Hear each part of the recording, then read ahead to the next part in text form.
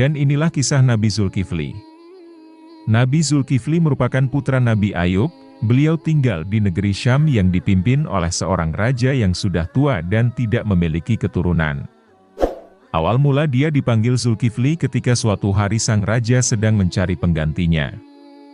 Ia berjanji akan menyerahkan kekuasaan kepada siapa saja yang mau bertanggung jawab menjalankan amanah umat dan orang-orang yang bertakwa kepada Allah. Di hadapan seluruh rakyatnya, raja itu berkata, "Siapa di antara kalian yang sanggup berpuasa pada siang hari dan beribadah pada malam harinya, juga tidak akan marah-marah, kepadanya akan saya serahkan kerajaan ini. Karena saya sudah sangat tua," ucap sang raja kepada rakyatnya.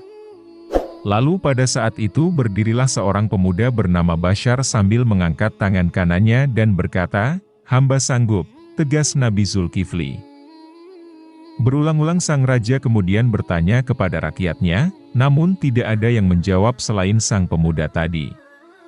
Setelah itu, terpilihlah Bashar untuk menggantikan kursi sang raja dan namanya pun berubah menjadi Zulkifli yang memiliki arti orang yang sanggup menjaga janji. Hal ini seperti yang tercantum dalam Al-Quran.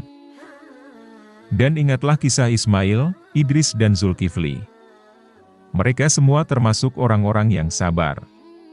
Dan kami masukkan mereka ke dalam rahmat kami. Sungguh, mereka termasuk orang-orang yang soleh.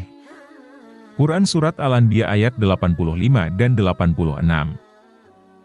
Nabi Zulkifli memimpin negeri Syam dengan baik. Beliau sangat mementingkan urusan rakyatnya daripada urusan dirinya dan keluarganya.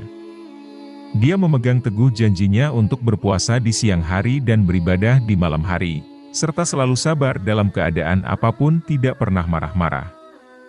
Sifat sabar yang dimiliki oleh Nabi Zulkifli sudah seyogyanya dijadikan teladan oleh seluruh umat Islam baik saat beribadah maupun saat berkomunikasi dengan orang lain.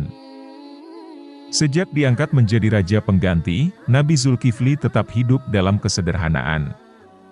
Hal tersebut sesuai dengan janjinya, ia pun melaksanakan puasa di siang hari dan beribadah di malam hari secara istiqomah. Suatu hari Nabi Zulkifli merasakan kelelahan yang teramat sangat. Setelah mengurusi rakyatnya, ia tidak langsung istirahat. Bisa dibilang waktu tidurnya digunakan untuk beribadah. Setelah menjadi raja, Nabi Zulkifli tidak luput dari beragam ujian, termasuk ujian yang datang dari rakyatnya sendiri. Ada beberapa kaum yang datang ke kerajaan dan berencana menghancurkan kepemimpinan Nabi Zulkifli. Pada waktu itu, Nabi Zulkifli memerintahkan rakyatnya untuk turut berperang untuk melawan kaum pasukan pemberontak. Namun rakyat yang telah ia sejahterakan justru menolak dengan alasan takut mati. Pada saat itulah iblis mengirimkan golongan syaitannya untuk menggoda. Syaitan datang ke istana dalam wujud manusia laki-laki rakyat jelata yang meminta keadilan hukum pada raja. Meski para pengawal kerajaan bahwa raja sedang beristirahat, tapi syaitan tidak peduli dan terus memaksa ingin bertemu dengan raja. Mengetahui hal ini, Nabi Zulkifli meminta tamunya agar terlebih dahulu datang ke ruang pengadilan istana. Setelah beristirahat sejenak, Nabi Zulkifli berangkat menuju ruang pengadilan walaupun sesampainya di sana ternyata tamunya tidak ada di sana. Dan saat ditunggu tidak kunjung datang. Hal ini terulang kembali pada keesokan harinya. Dan Nabi Zulkifli tetap tidak terpancing amarahnya. Untuk yang ketiga kalinya syaitan berinisiatif langsung masuk ke rumah Nabi Zulkifli dan mengetuk pintu kamar tempat Nabi Zulkifli beristirahat. Tetapi dengan begitu saja Nabi Zulkifli menemaninya sampai akhirnya setan menyerah dan mengaku ia dikirim oleh iblis untuk menggoda dan memancing emosi Nabi Zulkifli. Gagal sudah rencana setan untuk membuat Nabi Zulkifli marah dan ingkar akan janjinya. Mereka mau turut serta berperang dengan syarat telah ada jaminan bahwa mereka tidak akan mati di medan pertempuran. Akhirnya Nabi Zulkifli berdoa kepada Allah memohon agar kaumnya diselamatkan pada saat peperangan berlangsung.